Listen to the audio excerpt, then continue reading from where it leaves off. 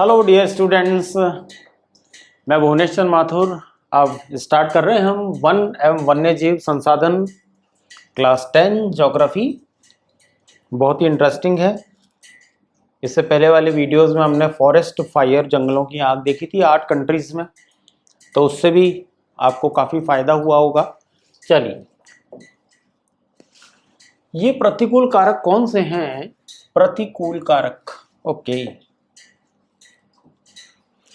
जिनसे वनस्पति जात और प्राणी जात का ऐसा भयानक ह्रास हुआ है, बहुत बुरी तरह से इनकी गिनती घटी है। भयानक ह्रास बता रहे हैं, ये डेंजरस थिंग है मेरी नजर में। ऐसा क्यों हुआ? यदि आप चारों ओर नजर दौड़ाएंगे तो आप पाएंगे किस प्रकार हमने प्रकृति के संसाधनों को चेंज कर दिया, परिवर्तित। ये देखिए क्या क्या यूज किया, क्या यूज नहीं किया। ये देखिए, लकड़ी, छाल, पत्ते, रबर, दवाइयां, भोजन, ईंधन, चारा, खाद, सब हमको परोक्ष रूप से वनों और वन्य जीवों से ही मिलता है। एक बात तो ये है, ये तो हमको मालूम है। इसलिए हम ही जिन्होंने वन और वन्य जीवन को नुकसान पहुंचाया है और आज इस कैटेगरी पे लाके खड़ा कर दिया है कि कई वन्य जीव, पेड़ पौधे, वनस्पति धरती से गायब हो गई है।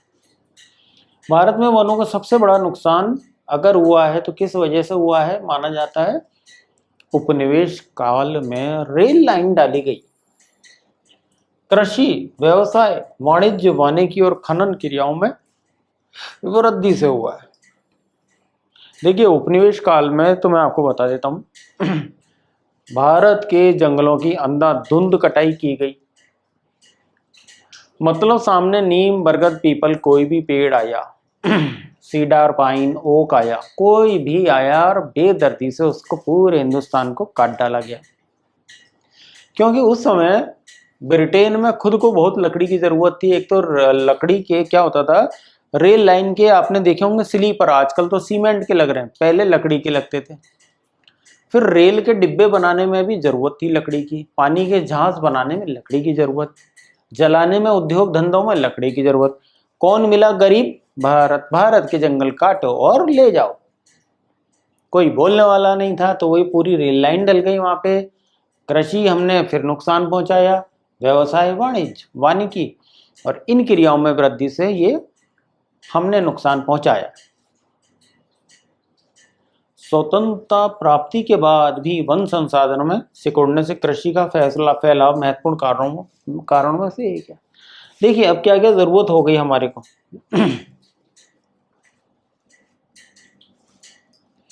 एक तो जब हम कॉलोनी रहे ब्रिटेन की, जब हमने फॉरेस्ट को नुकसान पहुंचाया, पहली चीज।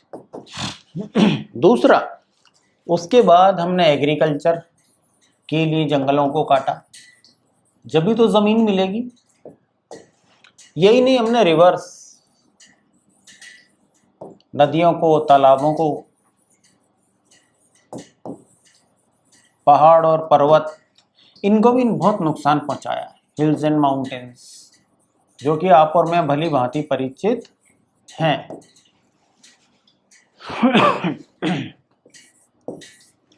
कॉलोनी हम रहे फॉरेस्ट की। अब आज़ादी के बाद हमको सबसे ज़्यादा ज़मीन की ज़रूरत पड़ने लग गई एग्रीकल्चर के लिए। क्यों? कि फूड ग्रेन कहाँ से लाएंगे?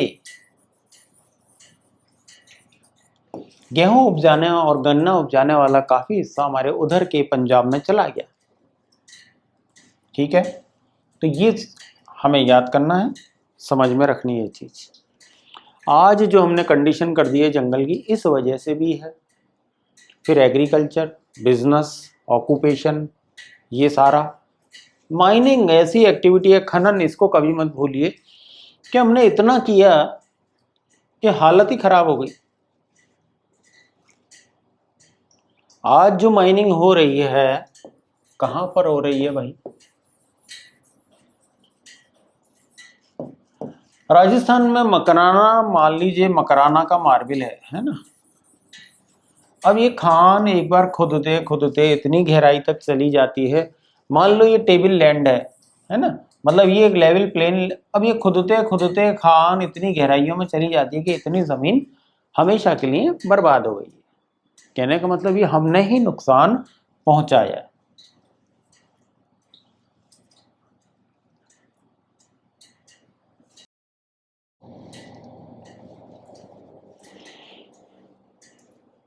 साइकिस विडोमीडायर पूर्वी घाट पर पाए जाने वाला एक दुर्लभ साइकेट, संकटग्रस्त निकोबारी मेगापॉड।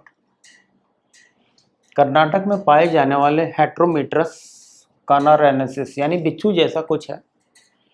पश्चिमी घाट के दक्षिणी भाग में पाया जाने वाला ऑकलैंड्रा गेम्बिल पोएसी, जिसका उपयोग चटाई व टोकरी बनाने में किया जाता है, यानी ये वनस्पति लुप्त हो गई है। एम्बिलिकर आइविस कच्चे फलों वाला संकटग्रस्त औषधीय लता। ये कुछ हैं, कुछ लुप्त, दुर्लभ तथा संकटग्रस्त जाति है। जैसे राजस्थान का एक पक्षी है गोडावण, आपने नाम सुना होगा।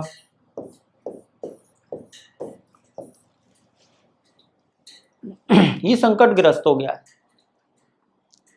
तो बड़ी मुश्किल से अभी इसके 283 चूजे हो जाएंगे, ऐसी आशा है मेरी। तो ये जो बर्ड है, इंडियन बस्टर्ड कहते हैं इसको, बड़ी फेमस है, ये लुप्त है, शिकार हुआ। आपको पता ही है टाइगर का रिजर्व करना पड़ रहा है। ऐसे बहुत सारी प्रजातियां पेड़ पौधों की, वनस्पति की हमने खुद अपने हाथों से खोई हैं।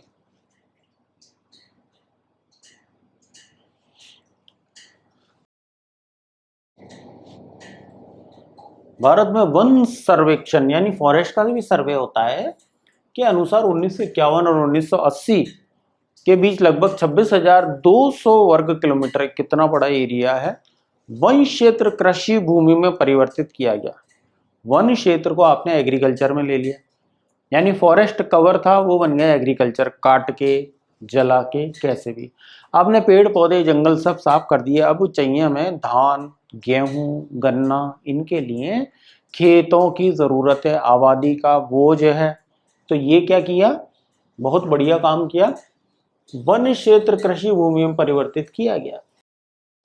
अधिकतर जनजातीय क्षेत्र विशेषकर पूर्वोत्तर और मध्य भारत में स्थानांतरित झूम खेती अथवा स्लैश और बर्न खेती के चलते वनों की कटाई या निम्नीकरण हुआ है। आइए इसको समझ लेते हैं। स्लैश और बर्न और झूम बहुत इंपॉर्टेंट है, एक क्वेश्चन तो इस पे आता ही है हमारे। झूम में कौन है इन्वॉल्व, हमारे शेड्यूल ट्राइब्स,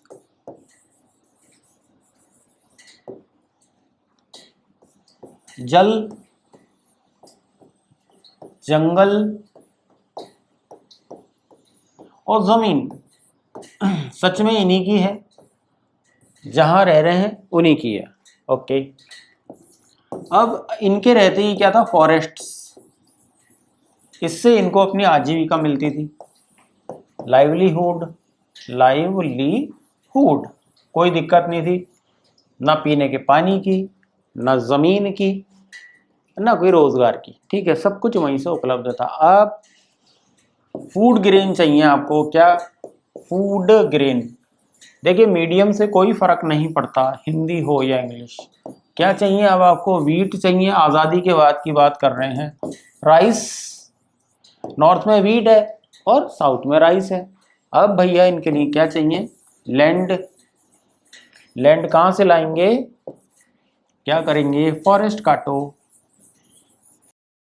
अब ट्राइबल्स में ये बड़ी कॉमन बात है कि इस विधि को झूम खेती कहते हैं। मैं और दोबारा इसको बना रहा हूँ झूम, कि ये प्लॉट है, थोड़े समय इस पे काम किया, ठीक है, फिर इसको छोड़ के दूसरे पे चले गए, जंगल के दूसरे हिस्से में, यहाँ के सारे पेड़ों में आग लगाई, अब क्या हुआ, ये खाली हो गया, 3-4 साल इस पे काम किया, ऐसे ही फिर दूसरे पे आग लगाई, पुट्टू फायर छोड़ा 3-4 साल में। तो ये सिर्फ वर्षा पर निर्भर खेती है, जंगल काटा, पेड़ जलाए, खेती बाड़ी की, मवेशियों के साथ रहे, फिर आगे चले गए। तो ये झूम है, हमारे देश में कई नाम है इसके, जैसे राजस्थान में इसको कहते हैं बालरे, ऐसे बहुत सारे पूरे वर्ल्ड में है, मतलब कहने का मतलब ये कि it is in whole world, ये फैली हुई है, पूरे वर्ल्ड में ये इस तरह की खेती की जाती है। तो झूम खेती अथवा स्लेशन बर्न जैसा नाम है, आए जंगल के उस हिस्से को जलाया, अपने परिवार के लायक गेहूं जो भी फसल बोनी है बोई, काटी और आगे बढ़ गए। हर 3-4 साल में ये क्रम चलता रहता है। इस तरह की खेती के चलते वनों की कटाई है, निम्नीकरण हुआ है, जंगल की हालत खराब हो गई है, वनों की हालत आप मानिए बहुत खराब हो गई है। आगे चलते हैं। क्या उपनिवेशी वन नीति को दोषी माना जाए कि सारा दोष ब्रिटेन को दे दिया जाए? हमारे कुछ पर्यावरण विशेषज्ञों के अनुसार भारत के कई क्षेत्रों में संवर्धन एनरिचमेंट वृक्षारोपण अर्थात वाणिज्य की दृष्टि से कुछ या एकल वृक्ष जातियों के बड़े पैमाने पर रोपण करने से पेड़ों की दूसरी जातियां खत्म हो गई। हुआ ये था बात तो ये भी ठीक है, मैं जो कह रहा हूं वो भी ठीक होगी, कि जब ब्रिटिशर्स को लगा कि हमने थोड़ा सा ये गलत काम कर दिया कि लगभग सभी तरह के पेड़ कटवा दिए, लकड़ी छंटवा के उसको लोड करके ब्रिटेन भी भेजा गया और यहाँ भी काम आई। अब जर्मनी से उन्होंने एक फॉरेस्ट इंजीनियर बुलाई, उनको यहाँ की जलवायु की उतनी नॉलेज नहीं थी, उन्होंने एक से पेड़ लगवा दिए, जो कि वो प्रोग्राम उतना सफल नहीं हुआ जितना कि ब्रिटिशर्स ने और उन जर्मन इंजीनियर ने सोचा था। तो उनके जाने के बाद ये दिक्कत हमारे सामने आनी है।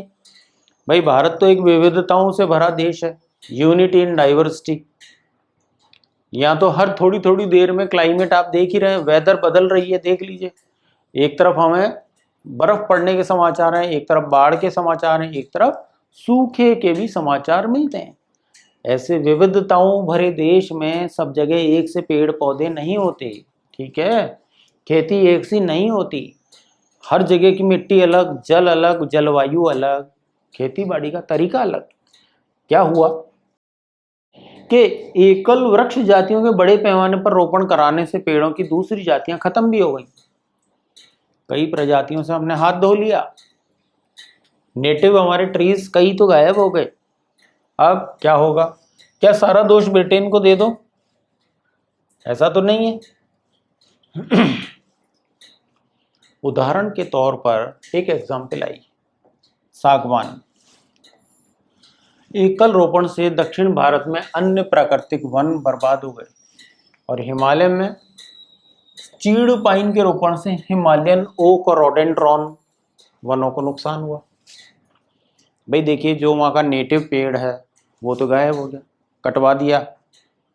कटवा दिया उपनिवेशिक काल में, वो गायब हो गया।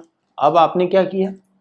चीड़ और पाइन वो लगा दिए हिमालय में, ओक और रोडेंड्रॉन, इन वनों को जो वहाँ के रहने वाले थे, वहीं के नेटिव थे, वहीं के मूल पेड़ थे, मूल जंगलों का परिवार था, वो गायब हो गए हमेशा के लिए, या कम हो गए, या उनका रोपण नहीं हुआ, वृक्षारोपण ही नहीं हुआ। ये समझना है। आगे बात करते हैं कि अब देखिए, आज़ादी के बाद ये महसूस होने लग गया कि हमें क्या क्या ज़रूरत है। सबसे बड़ी तो पीने के पानी की, उसके बाद हमको सिंचाई के लिए जल चाहिए बहुत अच्छी मात्रा में, क्योंकि हमारी आबादी शने शने तेजी से बढ़ने लग गई आज़ादी के तुरंत बाद से।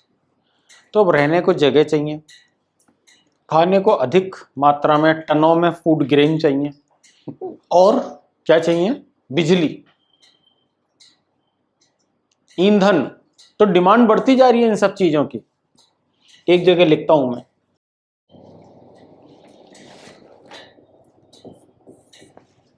आफ्टर इंडिपेंडेंस, आजादी के बाद की बात कर रहे हैं, क्या हुआ? आबादी बढ़ने लगी। पहले ये समझना हमारे लिए बहुत जरूरी है।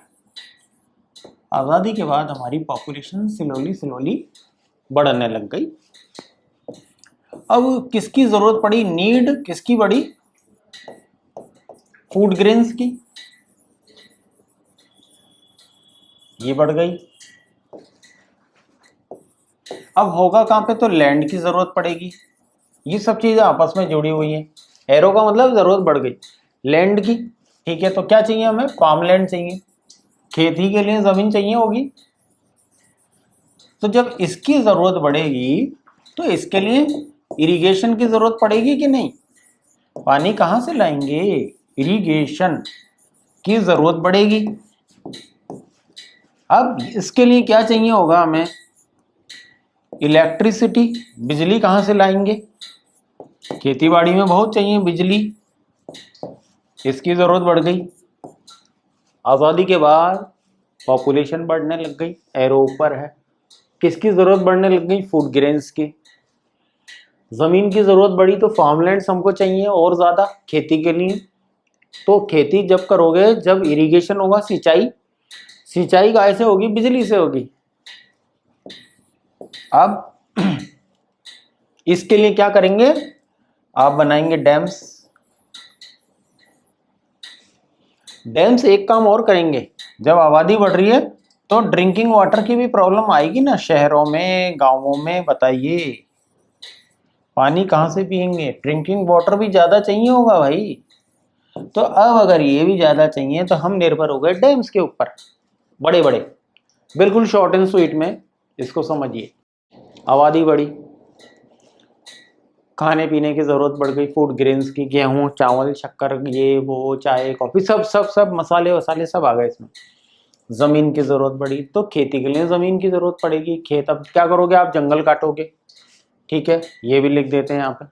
तो क्या हो गया, फॉरेस्ट नुकसान में आएंगे सबसे पहले। और जमीन जरा बताइए मुझे कहाँ से लाएंगे, इरिगेशन की आवश्यकता बढ़ गई, इलेक्ट्रिसिटी की आवश्यकता बढ़ गई, इसके लिए डैम्स की जरूरत पड़ेगी और ड्रिंकिंग वाटर शहरों में और कस्बों में और गाँव में भेजना पड़ेगा। अब ले देखिए हमारे पास एक ही टेक्निक बची, क्या करो भाई,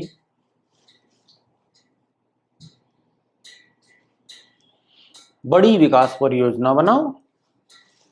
अब इनकी वजह से भी वनों को बहुत नुकसान पहुंचेगा ही, क्योंकि कहाँ बनाओगे ये जब आप बड़े बड़े डैम्स बनाएंगे, विकास परियोजनाएं, मल्टीपर्पज डैम्स, वो सारी नीड फुलफिल करेंगे तो वो भी जमीन घेरेंगे, तो जंगल कटेंगे, जंगल कटेंगे तो नुकसान होगा ही, जलवायु पर भी असर हो रहा है। आज मैंने आपको बताया ही था कितने देशों में आग लगी हुई है, कनाडा भी चपेट में आ गया है, ग्लेशियर पिघल रहे हैं, है ना। तो वो सब चेन है पूरी, मैं आपको बता चुका हूँ, पहुंचाया 1952 से नदी घाटी परियोजना, रिवर वैली प्रोजेक्ट आ गए। इतना एरिया, 5000 वर्ग किलोमीटर से अधिक वन क्षेत्र साफ कर दिया आपने। अब और अभी भी ये जारी है काम। मध्य प्रदेश में क्या किया, 4 लाख हेक्टेयर से भी ज्यादा नर्मदा सागर परियोजना के पूर्ण होने से जलमग्न हो गया। देख लीजिए, वनों की बर्बादी में खनन ने भी महत्वपूर्ण भूमिका निभाई है। देखिए क्या होता है, आसपास के जंगल भी खनन से प्रभावित होते हैं, धूल मिट्टी उड़ती रहती है, जमीन तो चाहिए ही, सड़क भी आपको बनानी पड़ेगी। जब मिनरल्स आप निकालेंगे खनन कर करके तो रोड चाहिए या रेलवे चाहिए, दो चीज तो बनेगी, दो चीजों की आवश्यकता होगी। खनन कार्य ऐसा नहीं कि वहां गए और निकाल लिया, आपको रोड भी बनानी है, रेलवे की भी जरूरत है, तो ये कहाँ बनेंगी, सड़कें बनेंगी, जंगल कटेगा, कटेगा तो नुकसान इस रूप में आएगा ही आएगा। तो हमने वनों की बर्बादी में माइंस को भी देखा है, बहुत बड़ा रोल इन्होंने जंगल की बर्बादी में निभाया। माइंस कहाँ होंगी, जंगल में भी हो सकती हैं, बाहर भी हो सकती हैं, पर जंगल तो कटना पड़ेगा, जरूरत तो पड़ेगी। ये सब इंटरकनेक्टेड चीजें हैं।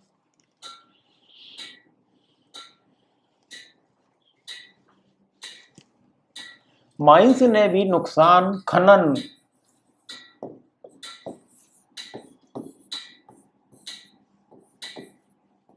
ठीक है, खनन जो कार्रवाई है सबसे इफेक्ट होगा आपका जंगल यानी वन।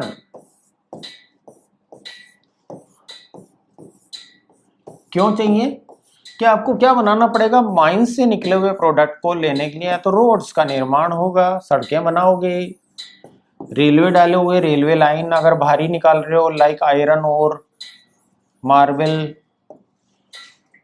जो भी निकाल रहे हो आप, तो उसके लिए ये पूरी चेन है जो हमने सोची, माइंस है, खनन करना पड़ेगा। ये आपने कोल बहुत भारी है, आयरन और निकाली है ना, ये दो चीज ले लो, चलो बहुत भारी है, आप करोगे, माइनिंग होगी, आसपास के जंगल कटेंगे, निश्चित सी बात है। रोडवेज और रेलवे लाइन डालने के लिए आपको ये काटना ही पड़ेगा, और कोई चारा है कुछ भी नहीं है इसके अलावा। तो ये देखिए,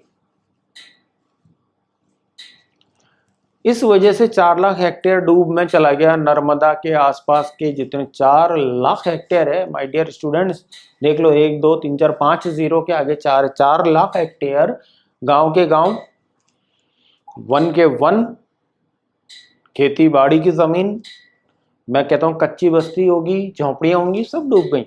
दूसरी जगह भेजा गया है इनको रहने के लिए।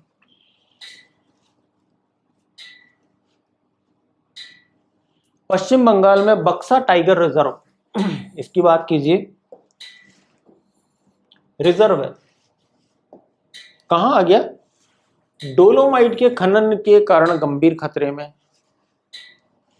इसने कई प्रजातियों के प्राकृतिक आवासों को नुकसान पहुंचाया। जो जंगली जानवर अपने स्टाइल से रह रहे थे वो भी नुकसान में आ गए। कई जातियां जिसमें भारतीय हाथी भी शामिल है कि आवागमन को बाधित किया है। बहुत से वन अधिकारी पर्यावरणविद यह मानते हैं कि वन संसाधनों की बर्बादी में पशुचारण और ईंधन के लिए लकड़ी कटाई मुख्य भूमिका निभाते हैं। कि जंगल को और क्या नुकसान हो रहा है? पशु चर रहे हैं और लकड़ी कट रही है ईंधन के लिए। तो उसका तो चलो हमने विकल्प दे दिया कि हर घर में गैस का सिलेंडर, उज्ज्वला योजना में हम पहुंचाने लग गए आजकल। तो चलो लकड़ी की कटाई, जलाने के लिए जलाऊ लकड़ी, उसका तो इंतजाम हो गया काफी हद तक। यदि इसमें कुछ सच्चाई हो सकती है, परंतु चारे और ईंधन हेतु लकड़ी की आवश्यकता पूर्ति मुख्यतः पेड़ों की टहनियां काटकर की जाती है, ना कि पूरे पेड़ काटकर। तो चलो जलाऊ लकड़ी का तो इंतजाम फिर भी हो गया।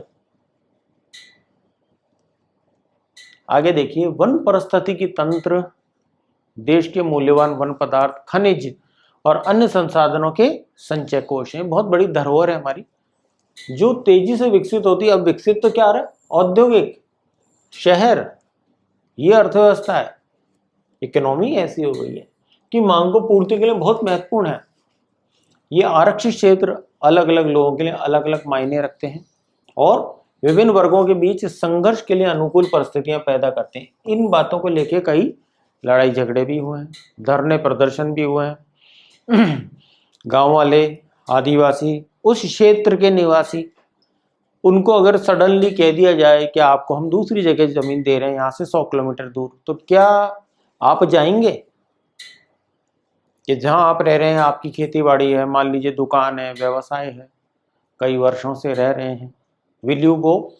कि आपको यहाँ से 200 किलोमीटर दूर जमीन दिए, वहां जाइए खेती कीजिए। अरे भैया मैं यहाँ कर रहा हूँ इतने सालों से, कि नहीं, यहाँ तो नर्मदा बांध बनेगा। भारत में जैव विविधता को कम करने वाले कारकों में वन्य जीव के आवास का विनाश, शिकार इनका जंगली जानवरों का, पर्यावरणीय प्रदूषण, मैंने आपको बताया भी, फॉरेस्ट फायर चल रही है, विषाक्तीकरण और दावानल। अभी आप देखेंगे समाचारों में आ रहा होगा कि ग्लेशियर पिघल रहे हैं। इतनी खतरनाक गैसें आर्कटिक ओशन, एंटार्क्टिक ओशन, दोनों तरफ से, नॉर्थ पोल साउथ पोल से आ रही हैं। मीथेन गैस भी उनसे रिलीज हो रही है, कई वायरस रिलीज हो रहे हैं, कई बैक्टीरिया भी रिलीज हो रहे हैं। तो नुकसान पूरी धरती को हम लोगों ने पहुंचाया है इन्हीं एक्टिविटीज से। याद रखिए, पर्यावरण विनाश के अन्य मुख्य कारकों में संसाधनों का असमान बंटवारा व असमान उपभोग और पर्यावरण के रख रखाव की जिम्मेवारी और असमानता, ये सब इनमें शामिल है। भाई देखिए, पूरी धरती पे एक सा मिनरल्स नहीं है, एक सा एग्रीकल्चर नहीं है, एक सा फॉरेस्ट नहीं है, सब जगह अलग अलग है, असमान वितरण है। इस वजह से भी कटाई छटाई ये सब हो रही है। आमतौर पर विकासशील देशों में क्या हो रहा है पर्यावरण विनाश का मुख्य दोषी अत्यधिक जनसंख्या को माना जाता है। यानी हम किस में आते हैं, भारत किस में आता है, विकासशील, डेवलपिंग कंट्री या डेवलपिंग इकोनॉमी कह लीजिए। तो हमारे यहाँ पर्यावरण विनाश किसके ऊपर थोप देते हैं, अत्यधिक जनसंख्या है आपके। यद्यपि कि अमेरिकी नागरिक का औसत संसाधन उपयोग एक सोमाली नागरिक के औसत उपभोग से 40 गुना ज्यादा है। यानी एक गरीब देश है, कृषि पर आधारित है, सोमाली साउथ अफ्रीका में, और एक अमेरिकन है, अमेरिकन उससे मान लीजिए 40 गुना बिजली यूज कर रहा है। सोमाली के बेचारे के पास एक यूनिट है बिजली की, अमेरिकन वहीं 40 गुना बिजली खर्च कर रहा है, डीजल खर्च कर रहा है। ठीक है, उसी प्रकार शायद भारत के 5% धनी लोग 25% गरीब लोगों की तुलना में अपने संसाधन यूज कर रहे हैं और पर्यावरण को नुकसान पहुंचा रहे हैं। 5% लोगों की पर्यावरण रख रखाव में भी कोई ना तो जिम्मेवारी ना रुचि है। प्रश्न है कि ये है कौन, क्या, कहां से और कितना उपभोग कर रहा है।